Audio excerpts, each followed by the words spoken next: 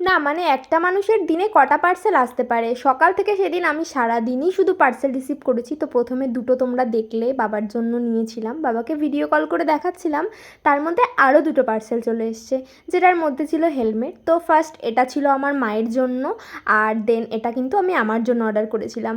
যেটা আমারটা তো খুবই ভালো এসেছিলো, কিন্তু মারটা একটু ড্যামেজ এসেছিলো, যার জন্য আমাকে রিটার্ন করতে হয়েছে। তারপর পার্সেলগুলোকে সাইডে রেখে আমি চলে যাই খেতে, কারণ বিকালে আমাদেরকে বেরোতে হবে শপিং করার জন্য। হ্যাঁ, সামনেই যেহেতু পয়লা বৈশাখ, তার জন্যই যাব কেনাকাটি করতে।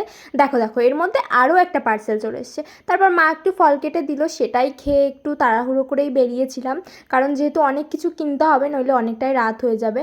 তো বাজারে গিয়ে এখানে তো বীভৎস ভিড়। তারপর আমরা যে দোকানটা থেকে কেনাকাটি করি সেই দোকানে চলে যাই, আর এখানে তো মারাত্মক ভিড় ছিল, মানে মেলা বসেছে এরকম মনে হচ্ছে। তো আমরা গিয়ে সিট পাই, আর এখানে বসে অনেক কিছু কেনাকাটাও করে ফেলি। আর কেনাকাটা করতে করতে কিন্তু অনেকটাই রাত হয়ে গেছিলো। আর এখানে মামিও চলে এসছে আমাকে জামা দেওয়ার জন্য আর কি। তো দেন এখানে বেরোতে বেরোতে সেই কথা মতো রাতই হয়ে গেছে। তারপর আরও একটা দোকানে গেছিলাম ভাইদের জন্য জামা কিনতে। তো এখানে কালেকশান দেখছিলাম, বেশ ভালো ছিল। দেন মা গেছিলো ব্লাউজ নিতে মিউজিয়ামে।